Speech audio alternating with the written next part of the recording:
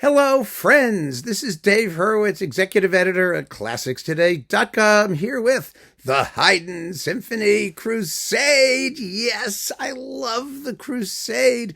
And we're up to Symphony number 57. I'm trying to get through these more quickly. I'm so happy that Nimbus has given me permission to use their Haydn cycle with the Austro-Hungarian Haydn Orchestra under Adam Fischer. This is Adam Fischer before he started thinking he was smarter than Haydn. And so there are some really, really good performances in there, especially these middle ones that people don't know well. They're full of charm and character, and you'll hear for yourself. They sound just marvelous. So I'm very excited that we can use some new samples. We have another source to get on board, and we'll see what happens. But this is, as one of you pointed out in our discussion of Symphony number 56, a slammin' symphony. And, oh, you have no idea how slammin' it is, but I'm going to try and tell you. Nobody knows this symphony. It's in D major. It's scored for just 2 oboes, 2 horns, possibly a bassoon on the bottom, some strings. That's it. It's from the 1770s. You know, no one cares. Nobody pays attention. Oh, they're such fools. Fools, I tell you. I mean, this symphony is incredibly interesting and fascinating and emotionally really like nothing else you've ever heard.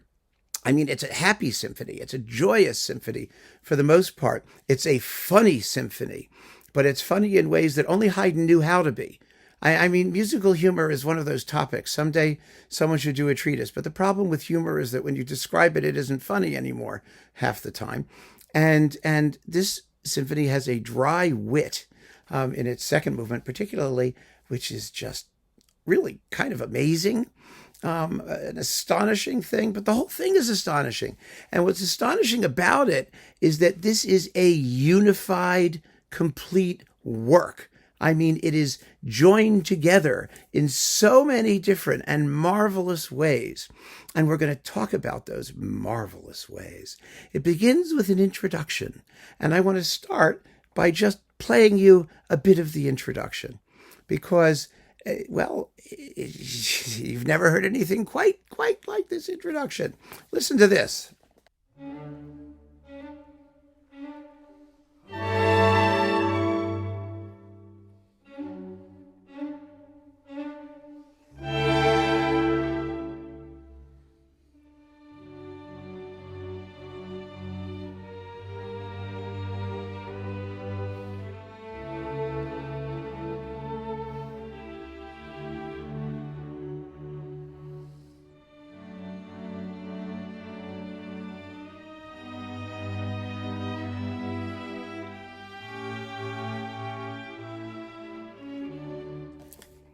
Okay. I mean, weird, isn't it? It starts with little chirpy grace notey things. Ba-dum, ba-dum, ba-dum. That's what a grace note is, the ba in the ba-dum. That's a grace note. It's a little note that leads, in Italian they call it an appoggiatura. It leans to the other note. Because if you just went see, it resolves to the upper note. But short note leading to a longer note that resolves it. It creates tension all by itself, this little teeny tiny thing. And, you know, when you listen to bird song imitations in music, they all have grace notes. They're all fweep, fweep, fweep, fweep, fweep, right? Those are like little grace notes. While it begins with a slow, lazy, dreamy, ta-dum, ba-dum, ba-dum, yeah, right? That's what you just heard. Well, those little chirpies, those little grace notes are the things that are going to unify the whole symphony. Believe it or not. I mean, the entire symphony is based on boo-doo, which is just like totally insane. Actually, it happens again in music. It happens in Bruckner's Eighth Symphony, which is an hour and a half, which is all based on a grace note. So yes, you can do a lot with these little snigglies. But what makes this so fascinating, and the point I really want to drive home, is that Haydn's view of music is so unlike virtually anyone else's until you get to like Mahler and people like that. He has this view of music as a plastic substance that he can mold in different forms and shapes. Sometimes those forms and shapes are tunes.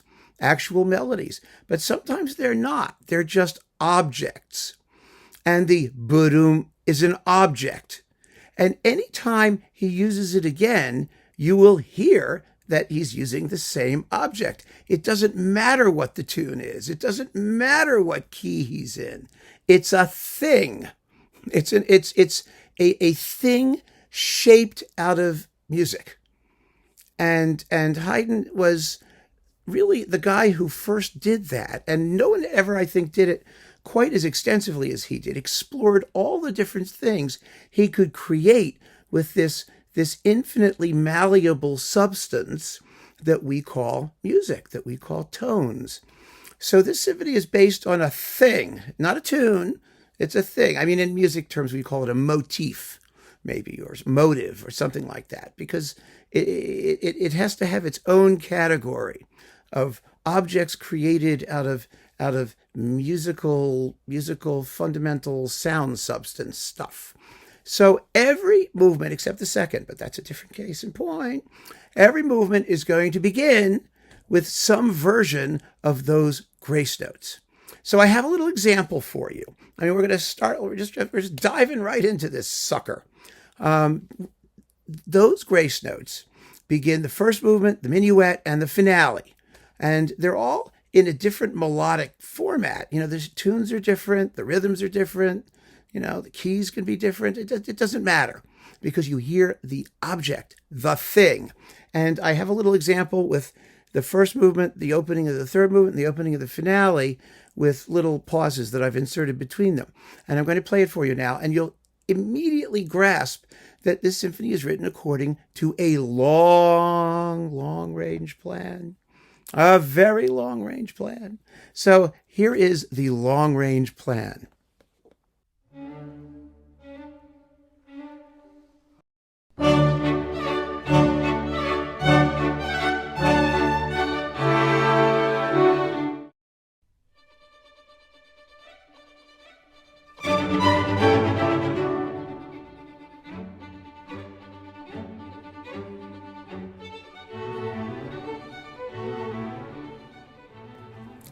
Not difficult at all, is it? It's the simplest thing in the world. But you would be fascinated how few people pick up on that. And it's because they just don't think of music the way Haydn thought of music. We, as naive listeners, we hear it. We just hear the first movement with bloop, bloop. The finale's going bloop, bloop, bloop. You know, the minuet's going yum, bum, bum, yum, yum. You know, it's like a merry-go-round sort of music, a waltz. And they all have that same thing in it. And we hear it. And whether we're conscious of saying, oh, my goodness, we've heard that before, or whether it's just we just enjoy each bit as it comes and take it on its own terms, it doesn't matter because we intuitively understand that these relationships are happening. And it's really kind of like unbelievably cool. And the other cool thing about it is that this unifying bit that Haydn is using doesn't come from the main movement of the symphony, the allegro, the principal allegro. It comes from the introduction to that allegro. And introductions at this period in Haydn and to symphonies in general are quite rare. Composers didn't really do them very much, and the fact that Haydn does it is really significant, as you've just heard. So this whole symphony has a big formal plan.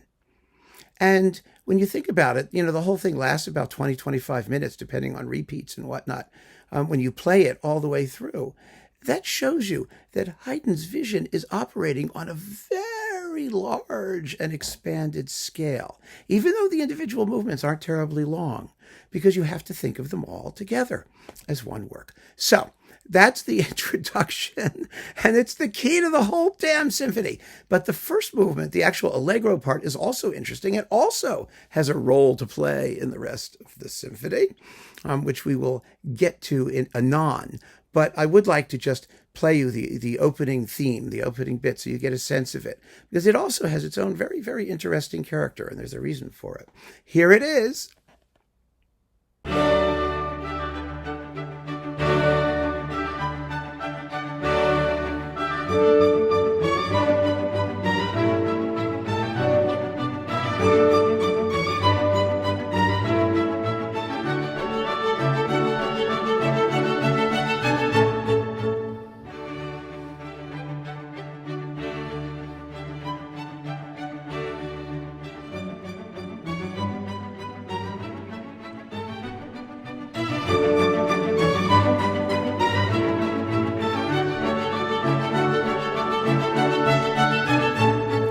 jolly, vigorous, exciting, but it also has, when you listen to the whole movement, you'll get this very strongly.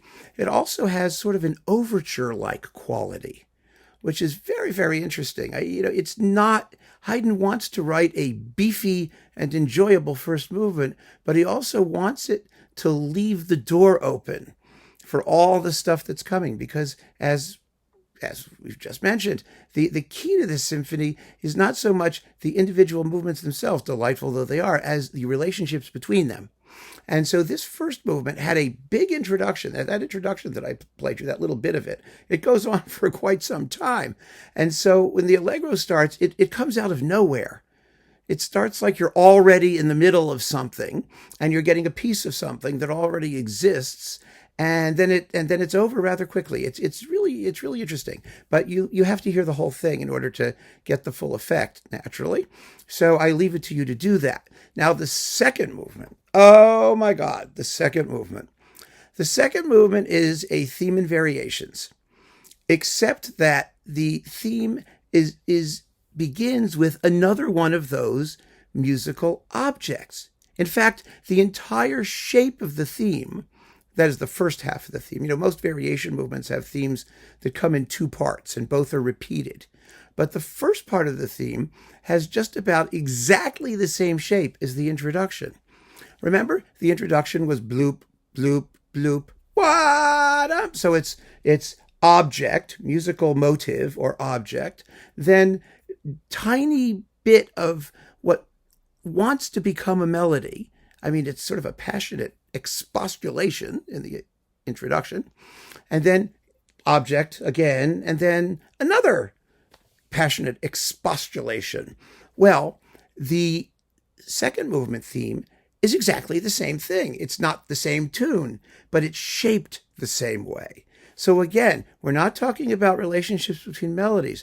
We're talking about relationships between musical shapes. And the motive in the second movement is a little pizzicato three-note jiggly, a little sniglet. It goes bloop, bloop, bloop. Just that's it. Bloop, bloop, bloop.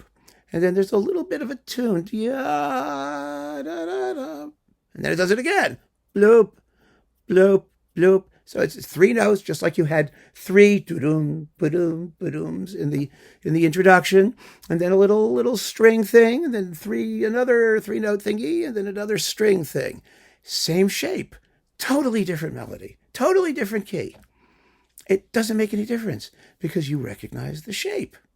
And here is the two things put together. I took the initial phrase of the introduction and the initial phrase of the slow movement, so you can hear that they are identically constructed out of completely different materials, more or less. More or less. Here it is.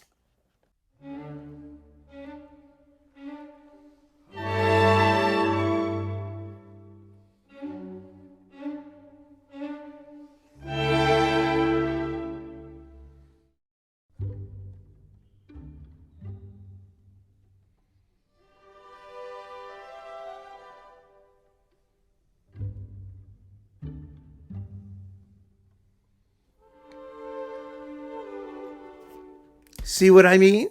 Now, lots of later composers relied on these kinds of similarities, similarity of phrase, shape, and things like that. But Haydn was really the first to do it. He was the first to do it symphonically, and he was the first to do it, and by symphonically, I mean to somehow create larger structures where recognizing the similarity is part of the point. Now, that's just the opening phrase. The funny thing about the second movement, and this movement is hilarious, it is a classic example of how to create tension at slow tempos. It's like watching a slow motion car wreck or something. It's happening in slow motion and it's coming, and it finally comes. In this case, that however passionate the music gets, that opening thing, bloop, bloop, bloop, finishes is the conclusion of every single variation. They all end with that little pizzicato thing. They also begin, most of them, with a form of the pizzicato thing. But sometimes it's orchestrated, it's differently, it's given to the woodwinds. Sometimes it's played loudly, like it's in the last variation. And sometimes it's an accompaniment to the variation. It's always there somewhere. But when it's done, when all is said and done, all you have left is bloop, bloop, bloop. And if you play this with all the repeats, because, each the theme, as I said, has two parts, and each part is repeated, literally. There aren't any variations in the repeats. It becomes almost unbearably tense. It really is, because it's coming. I mean, Haydn sets it up, so it's coming. And the only question is when, and what form is it going to take? And then no matter how excitable the music gets, and some of these variations, it starts out with very, very fragmented phrasing. Haydn was such a master of silence, of taking these little pieces and then gradually putting them together. But the irony of it is, and the humor, is that the longer breathed the variations get, the more fluent the melody, the more passionate the emotion, the funnier it is when at the end of the variation you hear bloop, bloop, bloop each time. I mean, I laugh just thinking about it. Again, you have to hear it. It doesn't do any good to describe it and not actually play the whole movement. But wow, it is just an unbelievably annoying piece of music in a good way. In a good way. It gets under your skin. It makes you want to go, ee! Yeah, really, really kind of amazing. So did we play the whole thing? Yeah, we played it, right? We played a bit of it. I think, we played enough of it so you get the idea, right? The first theme. And the variations, you can sort of, you'll go and have a good time listening to them yourself. And if it sounds a little nutty, a little crazy, it's supposed to. It's funny. I keep saying this, but it's really funny. And that's the humor. The fact that every variation, they try harder and harder to become more and more lyrical and lovely. And then each time they try, they just get dismissed with bloop, bloop, bloop. It's incredible. I played this for a friend of mine, my friend Ali, who drives me around during the day when I have to go to work and all that stuff. We're good friends, and he's a Lyft driver, and he picks me up and takes me around, and we play music. We play music all over the place, and we have a really good time. And I'm telling you, people who are not classically educated listen to this, and they get it. They just get it. And think about it for a minute, because what Haydn was doing was really new. Radically new. And he was playing it for people. Everyone says, whoa, the classical audience back then, they were so educated and worldly, and they knew music, and they could play instruments, and they were so much more sophisticated in listening than we were. Well, no, they weren't. They weren't sophisticated in listening to things that they'd never heard before. It was just as fresh and new to them as it is to us. And so don't think that there's some reason that you can't hear it unless you are super educated or something like that. That's just total bullshit. It's ridiculous. It's ridiculous. Haydn's whole point was to astonish his audience with new things that they hadn't heard before, and to do it in a way which was intelligible. So if it sounds eccentric, like the opening of that introduction, like the beginning of the second movement, it is eccentric. It's supposed to be eccentric. And that's the point. And that's what makes it funny if you listen to it and just let it happen and let your expectations be gratified or confounded. And therein lies the humor. So that's the second movement, which you will now dash off and listen to on your own. And then we have the Minuet. Now, the Minuet third movement is based, more or less, on the same shape as the opening of the allegro part of the first movement. Remember that? Yum, ba-da-dum, bum, bum, bum, yum, ba-da-dum, bum, bum, bum, yum, ba-da-dum, bum, bum, bum. Yeah, right? First movement.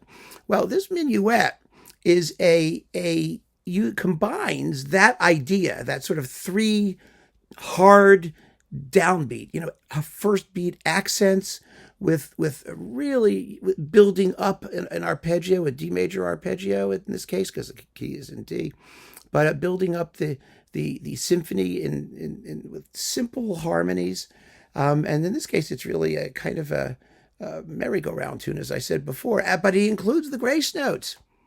Yes, it has grace notes.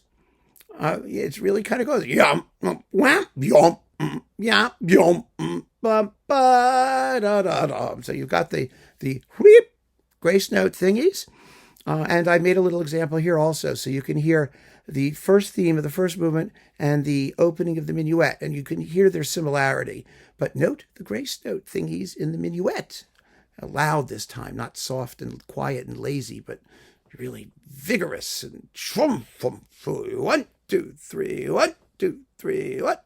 That's the minuet rhythm. So here you go.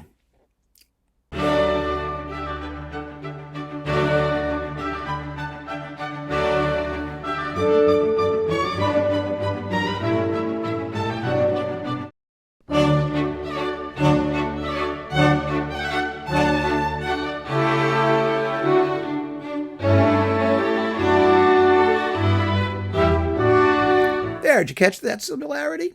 And then, to make things even more fun, I'm not going to play the example, but I'm just going to tell you. The end of the minuet is also the beginning of the middle section, the trio section, which becomes an accompaniment, a little 3-note accompaniment. Oh, it's 4-note. 1, 2, 3, 4. Yes. You know, the end of the minuet is ya, ba, ba, ba. Then it goes into the minor key, da, da, da, da. And then it becomes the trio. Yeah. So they're very closely related. Sometimes the middle section of the minuet is completely separate. You know, it's a totally independent little creature creeping around in the middle of this dance. But in this case, they're very, very closely related because everything in this symphony seems to be related to everything else. And, you know, it's one of the things that makes it so marvelous. These relationships that you hear right away. I mean, Haydn's not trying to pull the wool over our eyes or create something unduly complex. He wants you to hear it and notice it. He really does. And the finale, like so many of Haydn's finale, is sort of a summation of everything that's come before. You have the grace notes at the opening, which you've already heard a little bit of. And then you've got a second tune, which is the same shape overall as the allegro opening with that rising sort of arpeggio, and the same thing as the minuet as well. And so the finale combines all of it, but it's all in a really fast, perpetual motion tarantella rhythm. I mean, it's a tarantella, you know, or a saltarello or tarantella thing. It's it's that rhythm. It's a very virtuosic piece. Very, very difficult to play.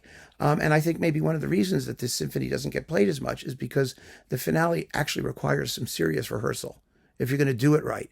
In fact, I had a very hard time finding a good performance of this to use as examples because sometimes they're too slow, as in the Naxos recording with Helmut Müller-Brühl, which is at half tempo. It's at rehearsal tempos. It's just terrible. Or the Thomas Fye on Hensler, which is too fast. I mean, it's amazing that they can play it that fast. He just blasts through it. But you have to be able to hear the grace notes. And if you do it so fast, it's a blur. It's a blur. So this performance with the Austro-Hungarian Orchestra, Haydn Orchestra under Adam Fischer, in his good phase, is really quite splendid.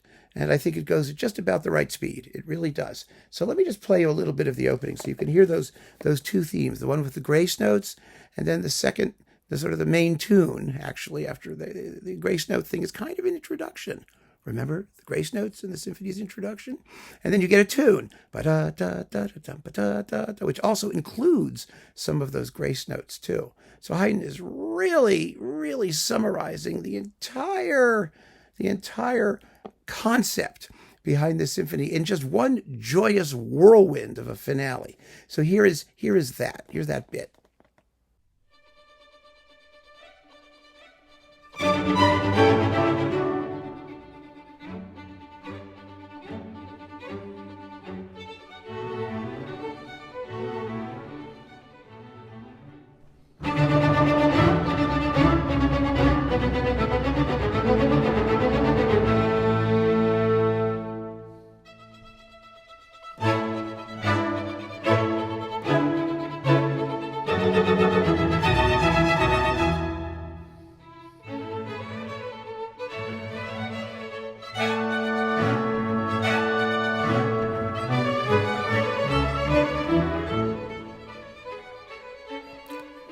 Yeah.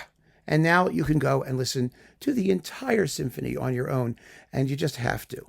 And they're good performances to listen to. I mean, Dorati, of course, is fine, but he doesn't take all the repeats in the slow movement. This one is excellent with Adam Fisher. And by the way, this is the Brilliant Classics licensed box, not the original Nimbus. Some of the original Nimbus stuff is still available. In fact, I think it's all still available. And you can download just this symphony. I checked from what was it, Apple Music, for on iTunes for like $2.79 as an extended play single. And so it's a great way to get it. It really is. I mean, I was doing it because I was trying to listen to all these performances. And you'll do very well that way if you do it like that. But this is, I think, one of the most extraordinary of all of these middle period Haydn symphonies. Of course, they're all extraordinary. I mean, he never wrote a bad symphony. He never did. But there is so much here that is fresh and interesting. And more to the point, it tells us so much about the way Haydn thought about music, and the way we should think about music too.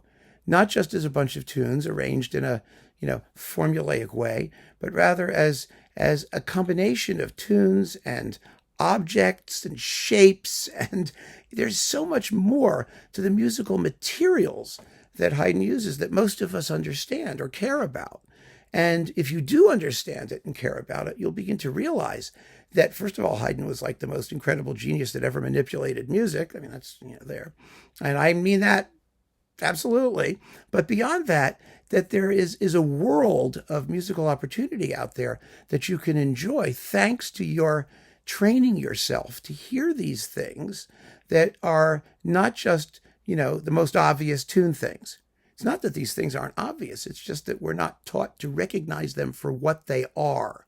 But Haydn does teach us. He teaches us simply by listening. I didn't take a lesson in musical object things or sniglets a la Haydn or anything like that. I just listened to this music. I listened to it with an open mind, clearing your brain of preconceptions, and then you listen to it and you say, whoa, wait a minute. That sounds like this. This is a different version of that. This was a minor key version of this major key thing. You just let it happen and note the resemblances. And when you note them, you'll realize that, yes, that's what he was doing. And you've heard it and you've gotten it and you're going to love it. So keep on listening, friends. Thanks so much for joining me. Take care.